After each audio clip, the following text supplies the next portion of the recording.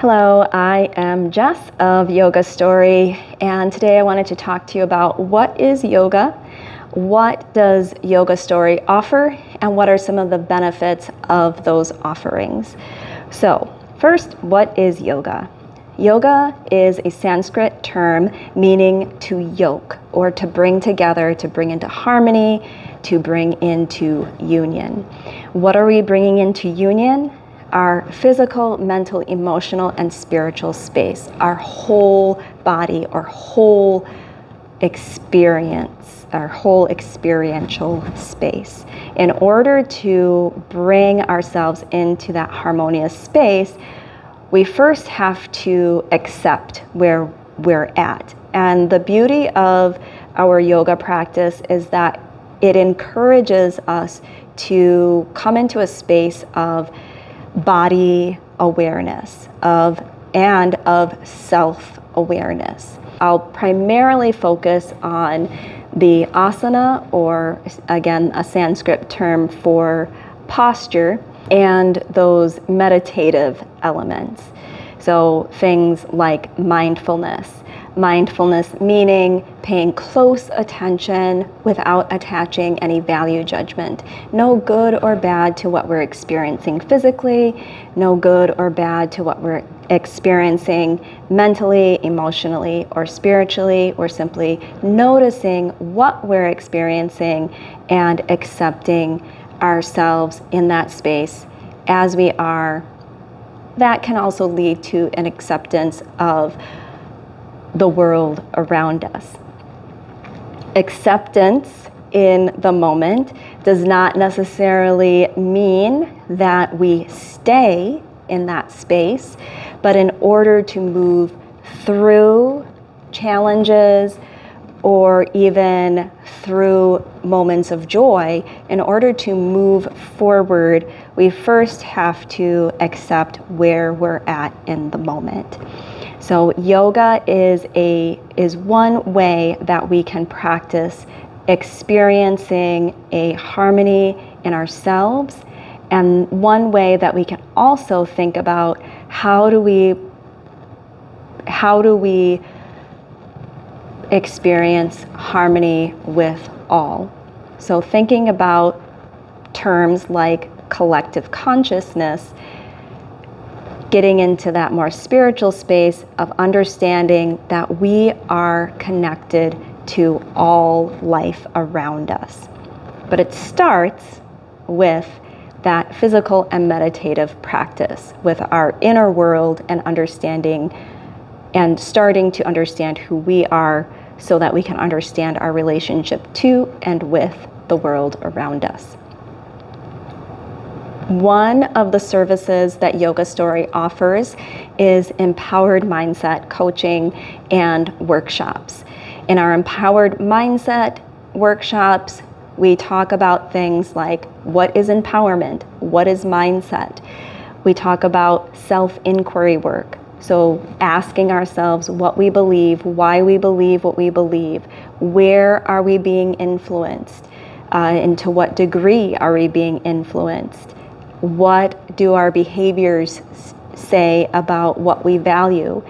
And then incorporating practices, so very simple practices and habits that have been well researched and show that they help to improve cognitive function, so our ability to make decisions, our ability to regulate our emotions, our ability to manage stress.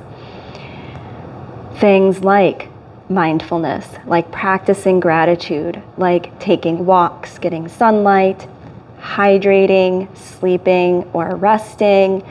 Things like social connection, journaling, nasal breathing, breathing just in and out through the nose. So again, very simple science-based practices and habits are all included in empowered mindset workshops. And these workshops can be given over a period of weeks or in a smaller 30 to 90 minute session. Empowered mindset also can include what I have developed as the 7 pillars of empowered mindset that include things like valuing yourself, setting boundaries, understanding or learning what are my values, focusing on things that you love or getting into that heart-centered space, focusing on how can I speak up and listen well, focusing on where do I want to increase my knowledge, how can I educate myself, and what do I want to educate myself on? What am I putting into my mind? And then how can I share what I learn? And then that deeper space of inner wisdom, epiphany, intuition. That's empowered mindset. It is a very, it can be as deep or as shallow a practice as you want to make it, based on where you're at in the moment. And I do offer meditation services to include the podcast, The Meditation Well, which is a podcast that includes 2 to 10 minute long guided meditations for busy minds, busy lives. All different styles of guided meditation, imagery, mindfulness, yoga nidra, body scan, almost just about every kind of meditation under the sun. And then I offer mind-body practices. These are things like vinyasa yoga, hatha yoga, yin yoga, restorative yoga, more of the asana style practices, those movement style practices that include elements of meditation or mindfulness in them. What I call many of my classes is strength, mobility, and stability, or strength, stability, and mobility, because all of those practices physically include some element of strength, some element of working with range of motion or mobility, some element of working with balance or stability. And all of these services that I offer are offered both, or can be offered both, to the public or privately, to an individual or to a group, a private group of people. To include a workspace, I have also worked with bachelorette parties. So really any kind of individual or group private session, I'm happy to offer any one or combination of these different services. Another fun service that I recently started offering is aqua yoga. And aqua yoga is yoga practiced in a pool of water. Again, I can offer that publicly. Some limitations there. Right now I'm teaching at Mead Pool, and that is seasonal as an outdoor pool, and recently started introducing this practice into Brilliant Community Center. They have an indoor pool, so that will run all year long.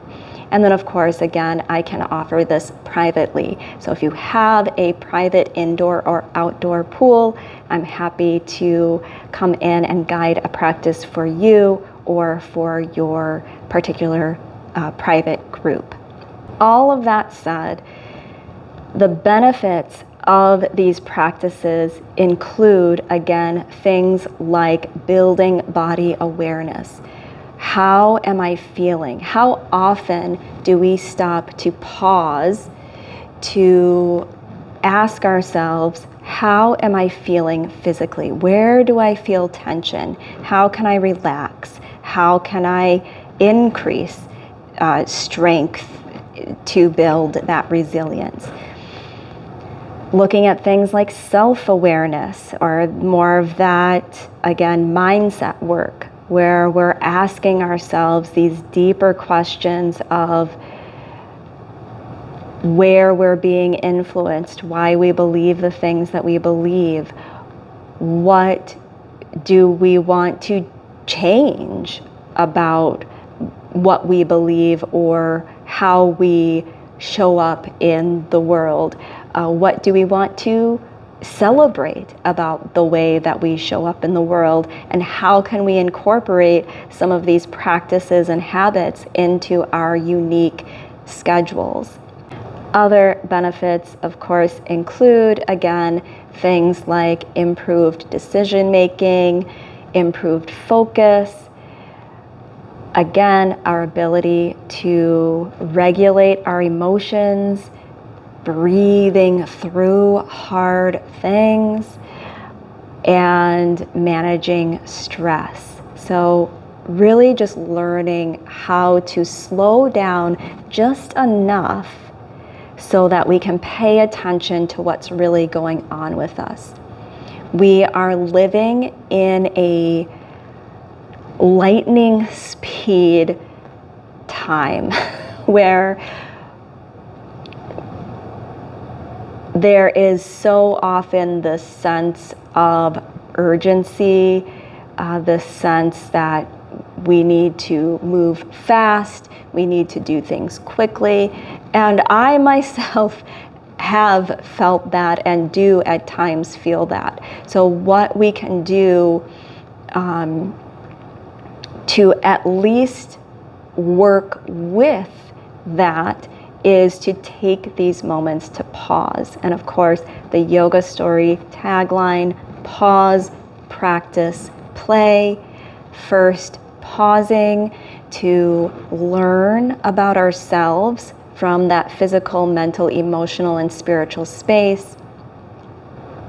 Practicing, incorporating practices into our day and into our physical, mental, emotional, and physical space that help improve and enhance our quality of life, and then play.